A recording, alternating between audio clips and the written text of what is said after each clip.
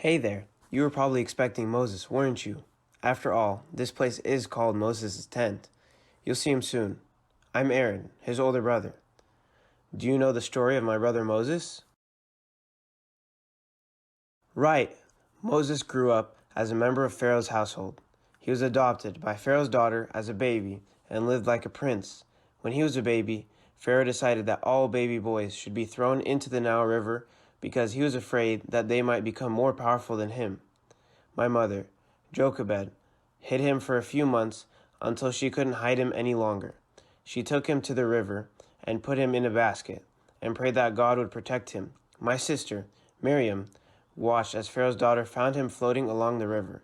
She convinced her to let a Hebrew woman nurse him until he would be old enough to be brought back to Pharaoh's daughter. The princess didn't know that the young girl was my sister, and she didn't know that the Hebrew woman would be my mother.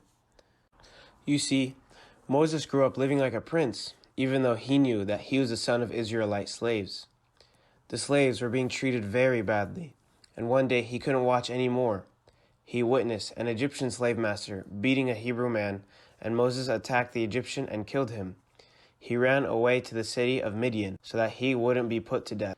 This is where he was for over 40 years. He watched over the flock of sheep and met his wife there, Zipporah, daughter of Jethro, and they got married.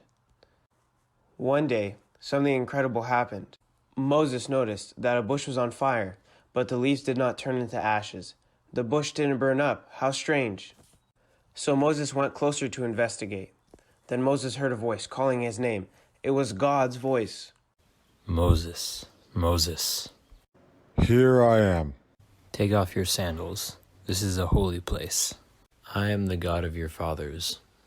I've seen how my people are suffering in Egypt. I'm going to rescue them and bring them to a new place, a beautiful land. Guess who God had chosen to help? Moses.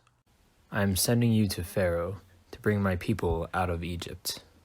But Lord, I can't do that. Why would anyone listen to me? Who would follow me? I will be with you. What if I go to the people and they don't listen? Who shall I say sent me? I am who I am. That is my name. Tell them I am has sent you. This is my name forever, for all generations. Go and assemble the leaders of Israel and tell them what I've told you. The leaders of Israel will listen to you. Go with them to Pharaoh and ask to leave. God told Moses exactly what to say, so he wouldn't have a hard time knowing what to tell them.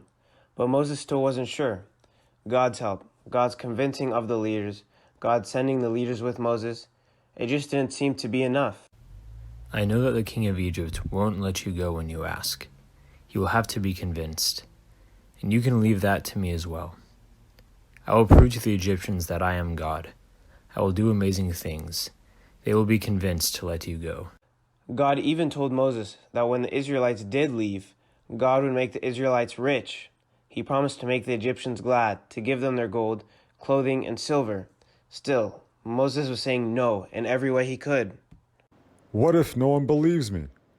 Moses was having a really hard time trusting God in this moment. He didn't know how he would face the Egyptians and be able to convince them of what God had said. God knew that Moses needed to learn to trust that God would help Moses convince his people. He showed him 3 incredible miracles. First, God told Moses to throw his walking stick to the ground, and when he did it, it turned into a snake. Can you imagine? God told him to pick up the snake by his tail, and when he did it, it turned back into his walking stick. Then God told Moses another amazing thing to show to his people.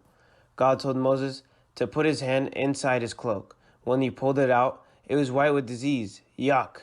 But when Moses put his hand into the cloak again, as God said to do, his hand came out perfectly well and normal. Finally, the Lord gave Moses one last thing to do, if the people still did not believe him. He could pour water from the Nile River on the ground, and it would become blood. 3 amazing things, after all of the other help. But Moses was still worried. Lord, I've never been very good at speaking. I've always been slow and awkward when I speak. Look here, who gave humans mouths to speak in the first place? I will help you speak, and I will tell you just what to say. Lord, Please send someone else to do this.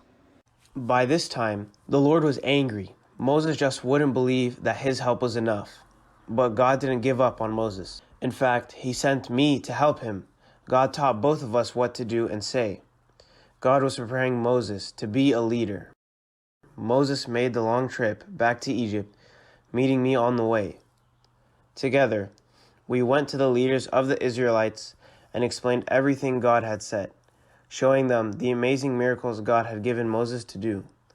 These miracles made all of the leaders believe what Moses had to say, just as God had said they would. And when the Israelite leaders heard that God cared about them, that God had seen their misery and heard their prayers, they bowed down and worshipped him. I may not always know what God has planned for us, but I am learning that I can always trust him even in the most difficult of situations, because he is more wise than any of us will ever be.